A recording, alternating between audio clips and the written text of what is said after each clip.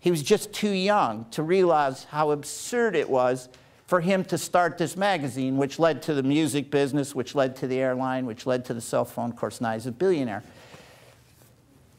Those people, in my judgment, who truly reach their potential have this almost blind, tunnel vision, laser-focused sense that they're entitled to it.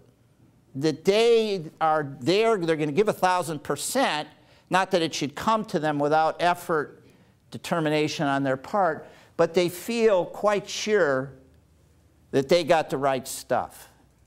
Now, one of the things we learned in our research for our book is that when you really pull back the curtain on success stories, guys like Richard Branson, guys like Eric Hippo, one of the guys who's the front cover of this new book, The Skinny on Success, a guy named Jeffrey Kindler, who's the chairman and CEO of Pfizer, corporate success stories. I interviewed a lot of Olympic athletes, serious politicians. When you really pull back the curtain, when you get close to these people, yeah, they're bright, they're hardworking, they have talent, but no more than you or I. 99% of the time, these super success stories are really about somebody who identified their passion. They knew what they wanted. They were very crystal clear about that. They got off the couch and took action. They went after it. They weren't pussyfooting around. They went for it. And third, they persevered. They persisted against inevitable setbacks. They were not super talented. They were not super, super bright. Yes, they're bright, but I'm talking about something, oh, he must be a genius. Not so. They were not special. They were not super good looking. They were not super lucky. They were just people, 99% of the time, just people who went for it, believed in what they were doing, felt strongly about it, went for it, and persisted.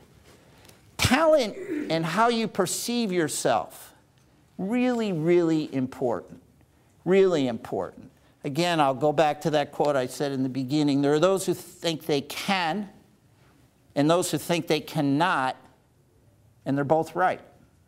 So, gap between where you are and where you can be. And by the way, my opinion, we're all living within that gap. None of us is at our potential, as said by Dr. William James. We all have the ability to notch it up a bit and achieve at a higher level. So, you got to know with 100% certitude, or let me say you got to believe with 100% certitude that you got the right stuff. Otherwise, you're never going to hit your stride, hit your peak.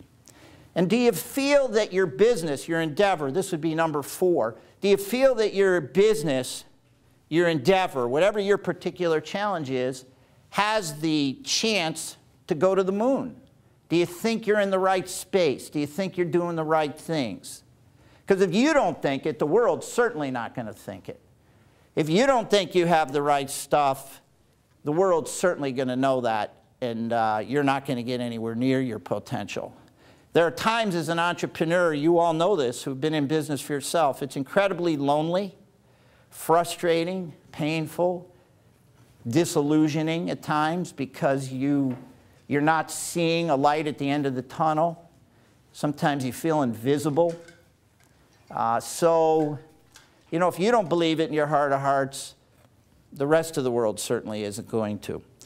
I want to talk a little bit about this whole mind reality thing. This whole, you can achieve what you conceive, this whole, you know, there are those who think they can and those who think they can't. I think it's a super big deal, super big deal. And I want to use as my analogy for the discussion athletics, sports. I mentioned I interviewed for our book a bunch of Olympic athletes. A guy I'm very friendly with, some of you may have heard of as an Olympic high jumper. His name is Dwight Stones. Any of you recognize that name? Dwight was a 4-time Olympian. He was the youngest, I think the youngest American ever on a track and field Olympic team. He was 17 years old. He at that time had jumped like 7 feet 2 inches. Dwight is kind of freaky in his physical. He's 6'5". He's very thin, wiry, very, very strong, wiry kind of strong with these quick twitch muscles. So I used to think, well, he's born to be a high jumper, this guy. You know, now he still is pretty freaky what these guys do. He's 6'5", and his world record at the time when he had the world record was 7 foot 8 inches. So he's still, through his entire body, almost 1.5 feet over the top of his head jumping over this bar, which when you see it, when you're standing at ground level and watching, how the heck can this be happening? You know, it doesn't look like it ought to be happening. So I used to pester him with questions because, again, I'm this trying to figure out success. I say, well, you were clearly born to be a high jumper. And he said, no, you're wrong. He said, there's a lot of parts that about me. I'm not that fast a runner. I have small feet, and I guess for a high jumper, if you don't have a big foot, you can't plant. I said, yeah, but you're so tall. He said, yeah, tall gets you in the game, but I'm not predisposed to be world class. It was just day after day after day after day of analyzing what I had to do, setting my mind on the idea that I could make the Olympics. Every time that I did something wrong, analyzing it and so forth and so on. And he also had personal issues in his family. He had a dysfunctional family. He was trying to prove something to himself, trying to overcome something. He stands for the proposition. If he were here tonight, he'd tell you that he's a broadcaster now. You may see him whenever there's a big track and field event or the Olympics. He's always a broadcaster for who's ever covering the Olympics. He knows a lot of Olympic track and field athletes. And he would stand for the proposition that mental determination and the idea of sort of visualizing what you want out of life is 10 times more important than physicality and genetic sort of predisposition to a sport.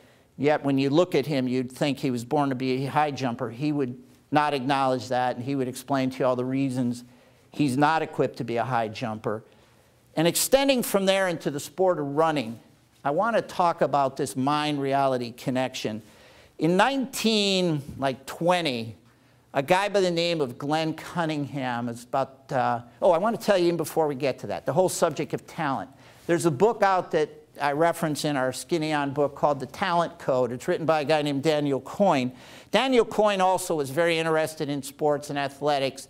One day he's sitting in his backyard and he sees his 4 kids running around chasing each other. And he notices that his youngest daughter is far and away faster than her 3 older siblings. She's by far the quickest runner of the 4.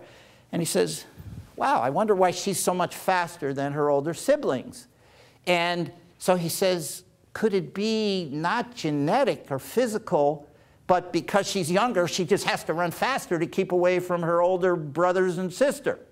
Is that why she's so much faster? So he does this study. I find this freaky. He went and looked at the 10 last men's world record holders in the 100-meter dash. So he lists, okay, here are the top 10 fastest humans of the last decade, let's say, because all the world records were in the last 10 years. And then he says, well, how many siblings do each of the world record holders have? And he finds out that the average family for these world record holders, 4.6 kids. So most of the families between 4 and 5 kids. In almost every family, the world record holder was the youngest kid.